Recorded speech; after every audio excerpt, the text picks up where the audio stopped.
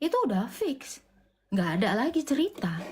Ya kalian mau cari kan, cari agama apapun, agama itu tidak bisa menyelamatkan. Mau kau bilang agamamu sempurna, perilakumu sempurna, nggak bisa. Dan Miss apa ini, MRMS-nya apa ini? Silakan. Ya, MRMS. salam kakak, maaf ini mau tanya itu. Boleh, silakan. Ya mengenai tadi itu yang agama itu apa?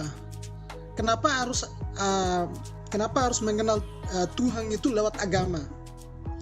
Contohnya kalau di luar agama kan orang berbuat baik, tidak pernah berbuat dosa, apakah dia masuk surga atau dia bisa masuk surga atau tidak? Itulah pertanyaanku. Oke. Di dalam Roma 2 ayat 14 jelas sekali ya. Setiap orang itu dihakimi menurut perbuatannya. Jadi hati nurani orang tersebut yang tidak mengenal agama, yang tidak mengenal Tuhan, itulah yang akan mendakwa dia. Gitu. Jadi bagaimana dengan orang-orang yang tidak mengenal agama? Apakah bisa masuk surga? Enggak ada. Tidak ada satupun yang bisa sampai kepada Bapa kalau tidak melalui aku. Itu kata-kata Yesus. Jadi bisakah orang yang tidak menyembah Tuhan dia masuk ke dalam kerajaan surga? Ya tidak bisa. Semua harus melalui Yesus. Lalu bagaimana cara Yesus itu untuk menghakimi seseorang yang tidak beragama atau seseorang yang tidak menyembah Tuhan? Yaitu menurut perbuatannya. Hati nuraninya itu yang akan mendakwanya. Jadi hak prerogatif Allah dengan tolok ukur atau dengan timbangan yang berbeda dengan orang-orang yang mengenal Kristus atau yang mengenal Taurat itu tentu berbeda. Gitu. Jadi bisakah orang yang tidak bertuhan itu masuk surga? Nggak bisa. Semua harus melalui Yesus. Karena sang kebangkitan itu ya Yesus. Bagaimana perilakunya semasa dia hidup, ya dia akan dihakimi sesuai dengan hati nuraninya gitu. Karena sang kebangkitan itu Yesus, ilah lain di dunia ini itu tidak ada yang bisa membangkitkan satupun. Tidak ada yang bisa memberikan hidup kekal. Hanya Yesus saja. Jadi bisa nggak seseorang itu masuk surga tanpa Yesus? Nggak bisa. Ya, Itu ya Pak ya. Gitu loh teman-teman. Sorry.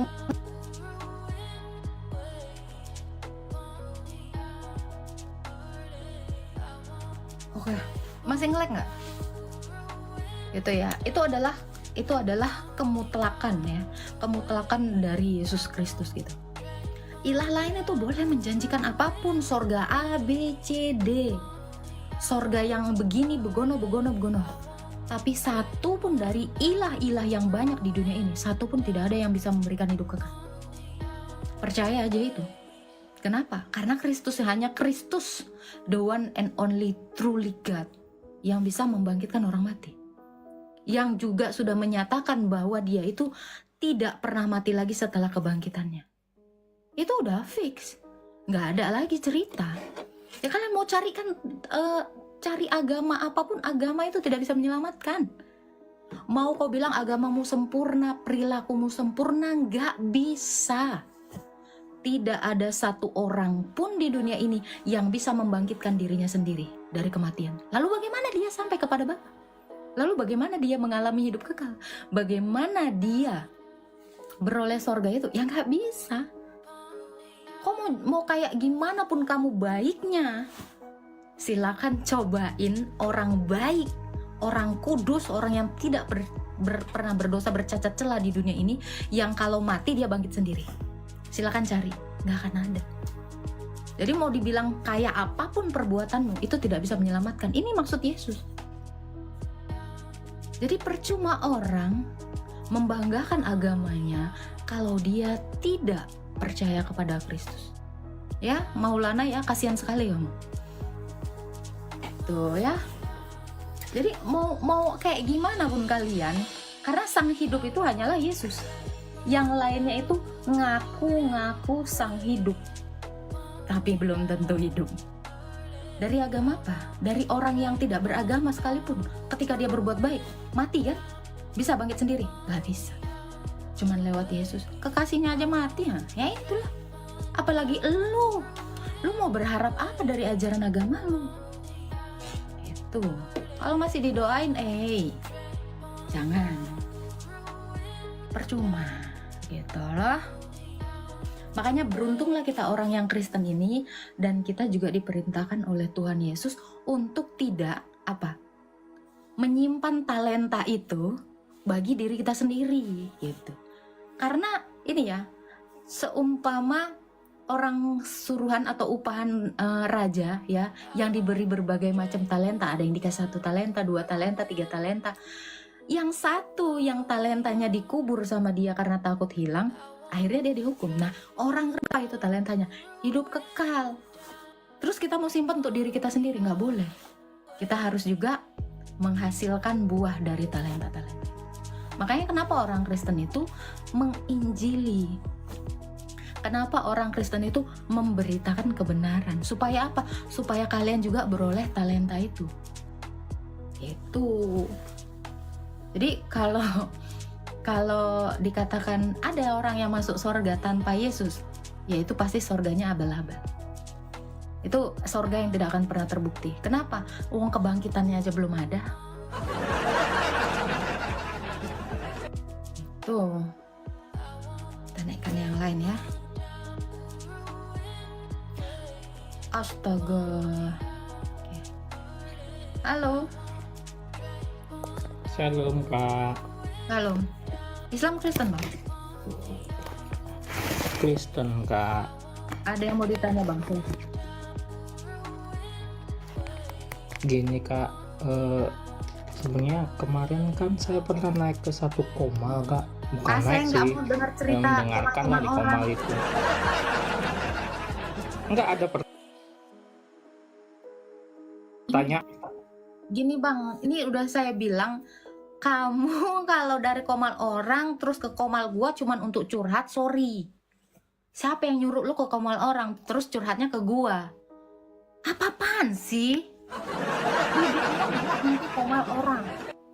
Bukannya gua takut atau apa. Please ya, kalian itu udah saya bilang, kalau dari komal orang terus patah hatinya kenapa curhatnya di gua? Lu kalau mau tetap enak, hidup lo bagus ya, terus cara berpikir lu itu juga nggak aneh-aneh, lu stay aja di komal gua. Ngapain lu di komal orang? Kak, di komal orang begini, Kak, di komal. Ya ngapain lu di situ? Curhatnya ke gue. Di sini aja. Di mari aja. Bukan nggak boleh nanya, tanyalah tentang iman Kristen. Kalau komal orang begini lu curhat ke gue males. Lu kata gue ibu pertiwi, yang lo tempat curhat di gue. Sorry, room gue bukan room curhat. Ngapain sih? Ya tanya-tanya seputar iman Kristen. Saya tidak pernah mau mengurusi komal orang. Itu satu. Ya, itu prinsip saya. Kalau kalian mau nanya di sini. Bisa saya jawab, saya jawab. Kalau enggak ya udah, gitu kan. Nanti next akan jadi PR buat saya.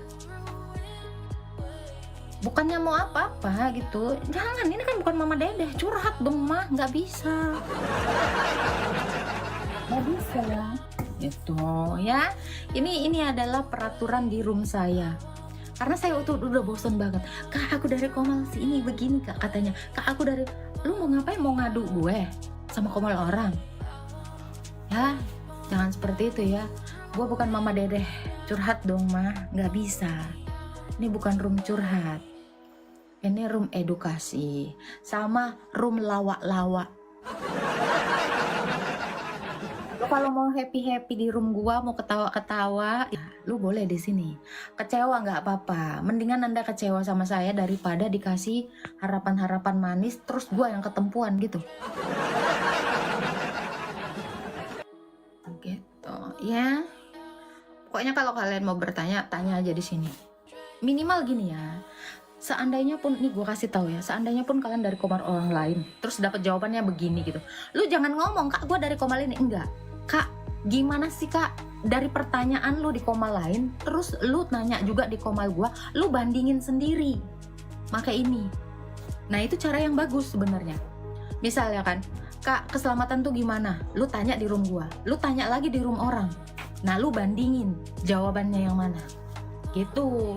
Tapi jangan lu bilang, Kak aku dari komal ini begini-begini, saya paling nggak suka gitu ya. Nih kita naikkan dulu orang gila.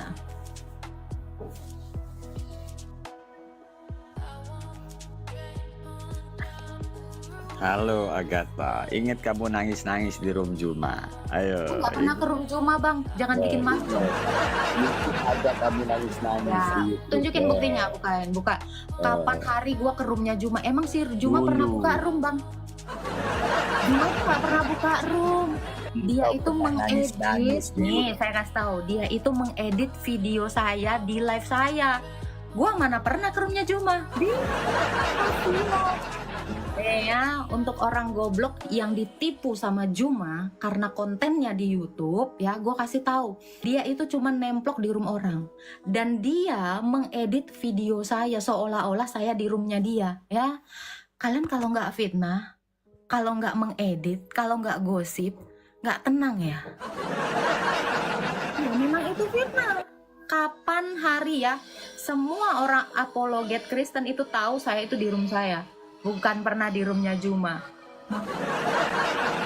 Nah, itu kalian lihat ya, videonya itu lihat dong. IE kan? IE kan? Coba lihat aja videonya. Masa menyala-nyala begini? Itu editan, Dek. Kasihan. Editan lu percaya gitu editan?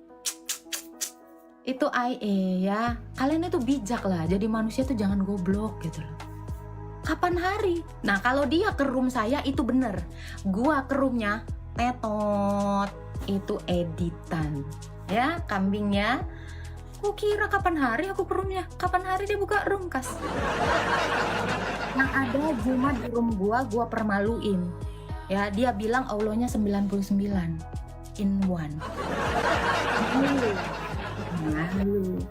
Ya setidaknya ya Maulana ya, kalau Anda punya otak itu tahu editan. Gitu, cek aja ya. Semua apologet Kristen di sini tahu kok. Datang ke room saya itu semua. Kenapa cuma muka saya yang diedit? Terus itu kemana Pak sang penggugat? Kemana yang lainnya? Bang Raja Debat. Ada semua di tempat saya. Kasian deh. Gitu ya. Kalian ini juga ya. Kalau kalian itu bersosial media, bijaklah bersosial media ya. Jangan pernah mau kemakan hoax gitu. Cari dong, lihat dong video-video YouTube yang diposting tentang saya itu kayak gimana bentukannya. Editan nggak kayak yang punya si Juma itu? Editan. Nah kelihatan banget itu ya ininya begini-begini menyala-menyala, dia di mana gue di mana. Terus kalian bilang lu di room Juma nangis-nangis. Kasian. Ya, jangan pernah mau tertipu sama editan RT 6. Gitu ya. Iya, bodoh banget dia. Gampang banget lu ditipu. Aduh, udah besar masih botol. Ya, kasian. Oh ya, teman-teman ya, kalau ada yang mau naik silakan naik bertanya. Api aja pecah kongsi, iya Kak Princess, ya udah biarin lah, itu biar jadi urusan mereka. Orang Bang Raja Debat aja ketawa-ketawa, ketawa-ketawa aku. Waktu gini dah yang lucunya tuh ya Bang Raja Debat, aku ngakak loh waktu si Agatha. Aku minta maaf ya karena ngejelek-jelekin si Riva, walaupun jelek dia ketawa aja. Salam semuanya ya. Halo, selamat pagi Bu Agatha. Terlalu tua dipanggil ibu nih. Namamu Lira ya, gue kira perempuan. Lira. Saya mau tanya, saya sering dengar dari Bu Agatha soal Tritunggal itu loh. Lalu? Saya mau mempertanyakan Tritunggal itu apakah di saat Yesus di dunia apa sudah Yesus sampai ke surga? Dalam kekekalan Tritunggal itu Pak. Oh, kekekalannya. Iya dong. Jadi karena dari sejak semula dikatakan dalam kitab Kejadian ya, pada mulanya Allah menciptakan langit dan bumi, berfirmanlah Allah, roh alam lah yang lain, itu udah Tritunggal. Jadi ketritunggalan itu ke dalam kekekalan, bukan waktu ke dunia, bukan waktu ketemu Musa, bukan waktu ketemu Ayub, tetapi sepanjang segala. Jadi terus posisi Yesus waktu naik ke surga itu di sebelah kanan tuh dia tetap sebagai Yesus ya? Betul. Dia benar-benar duduk. Karena itu merujuk kepada kemanusiaannya, duduk di sebelah kanan Allah. Ya dia yang bertahta di dalam kerajaan surga. dalam Jadi- kemanusiaannya. Kenapa? Karena dia adalah raja segala raja. Apakah itu alegoris? Oh. Tidak. Itu memang benar-benar. Oh, iya. Karena Allah Tritunggal itu bersama dengan kemanusiaannya itu beda, tetapi tidak terpisahkan. Karena Esa Allah kita, Esa pula pengantara kita manusia Yesus Kristus. Jadi apakah kemanusiaan Yesus Kristus itu berubah? Tidak. Tetap Oh, seperti di dalam kerajaan surga dia tetap manusia Yesus ya. bahwa dia imam kita. Siapa yang kita pandang nanti? Iya, Di iya, surga iya. sana. Ya kita Betul. memandang Allah dalam atau melalui kemuliaan kemanusiaan Yesus. Ya. Siap. Gitu ya Pak ya. Thank you Pak. Jadi jangan kira-kira Yesus itu berubah jadi gas gitu. Enggak seperti itu.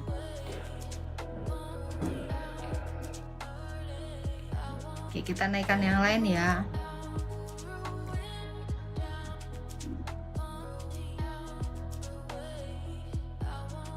Halo Kak, Halo, Chris ya, Raven. Kak. Halo.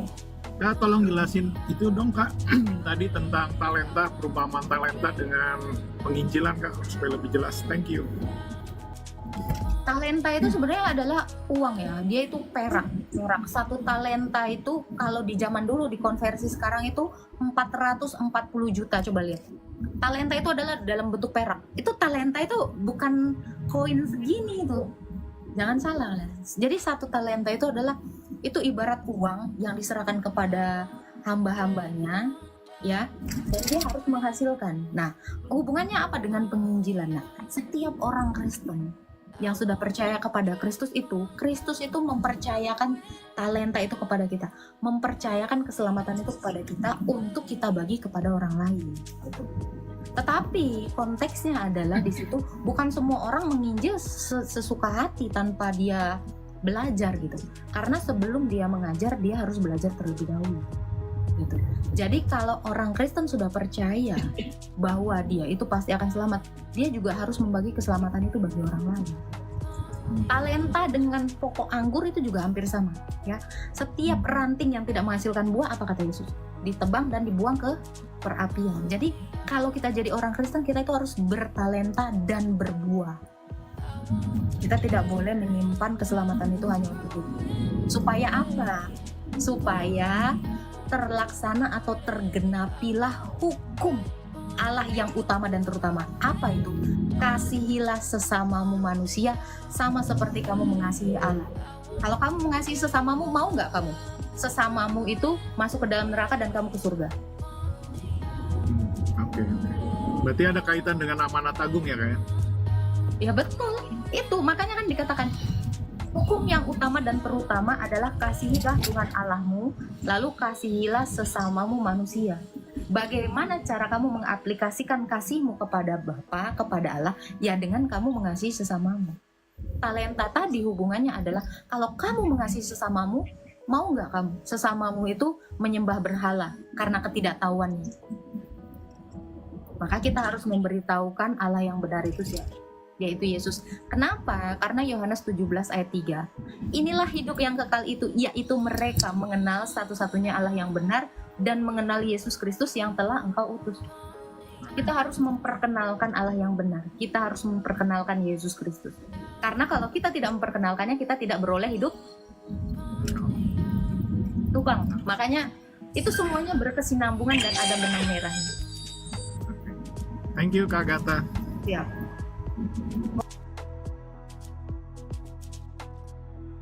Tuhan memberkati dong.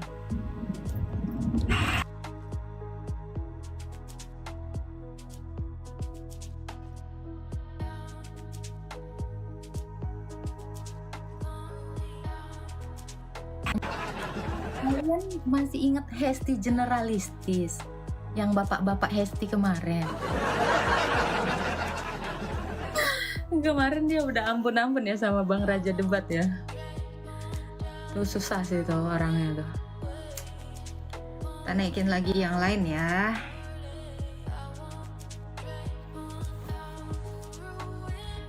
Cacat logika, Hesti Generalistis.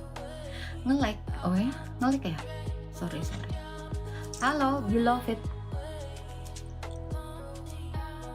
Halo. Halo, Biloku. Halo, selamat pagi. Pagi. Halo. Ya, halo. Ada yang mau ditanyakan? Nah, aku nanya dong, itu kenapa kitab Ayub kok ditaruh di agak belakang ya? Padahal itu kan kalau nggak salah sejaman dengan Abraham ya? Di Ayub di apa? Ditaruh di agak belakang, agak Iya. belakang. Maksudnya agak jauh dari zaman dari kitab Kejadian ya? Itu kan emang runutannya begitu. Itu sesuai dengan zamannya seperti itu. Bukannya Ayub itu kalau nggak salah dengar ya, ini saya juga nggak tahu pasti ya. Itu bukannya Ayub itu sejaman dengan Abraham nggak? Ibu tahu dari mana Ayub sejaman dengan Abraham? Siapa ya? Kapan itu pernah ngomong sih? Makanya saya tanya, betul nggak? Nggak ya? Enggak, itu sesuai urutan zaman itu. Enggak ada itu. Soalnya di kitab Ayub itu kan ada perkataan anak-anak Allah berkumpul, terus apa ya, saya lupa di Ayub berapa itu. Kan kalau anak-anak itu kan adanya di kisah Kejadian juga kayak gitu kan. Terus kenapa nggak lebih jauh lagi di dalam kitab Perjanjian Baru, anak-anak Allah di Yohanes 1 ayat 12? Nggak yang berkumpul terus apa berbicara kan ya. Gimana? Makanya saya tanya, kenapa kok, apakah itu betul gitu? Apakah iya si Ayub itu sejaman dengan Abraham atau enggak? Enggak ada Abraham kok sejaman dengan Ayub. Saya juga baru dengar ini, apalah dasarnya. Oh, bukan ya, betul. Enggak. Jadi Alkitab itu ditulis sesuai dengan runutan waktunya. Jadi kalau dibilang Ayub sejaman dengan Abraham, ya itu mungkin dia agak lain gitu ya. Oh gitu ya. Oh ya udah. Ya udah. Nanti jangan dibilang pula ini nanti Daud lebih tua dari Musa ini kayak yang sebelah. Enggak, kalau Musa kan memang ada, kalau Kejadian kan runutannya jelas ya kan. Terus alur ceritanya juga jelas kan kalau di Kejadian. Cuman kok saya sempat dengar, saya lupa waktu itu siapa yang bilang, dia bilang Ayub itu sejaman, cuman karena apa terus agak ke belakang gitu, enggak ya? Enggak seperti itu. Oke, ya udah itu aja. Ya, Nah, makasih ya. Ya, shalom. Karena gini teman-teman ya, kalau dikatakan sejaman itu mungkin bisa ketemu kayak ketemu dengan siapa ya, Nuh atau apa, karena kan rentang umurnya itu sampai ratusan tahun gitu loh. Umur dari Adam aja 930 itu pasti ketemu sampai ke cucu cicit-cicitnya itu pasti ketemu gitu. Cuman apakah dikatakan sejaman ya? Bayangin aja, hampir 10 abad itu pasti bersinggungan gitu. Kalau dikatakan sejaman ya bisa saja karena gitu, hampir 10 sampai 8 abad gitu. Jadi pasti ketemu itu. Mungkin bukan dikatakan bahwa mereka itu nggak ketemu atau mereka itu jauh banget gitu. Itu ada alurnya semua.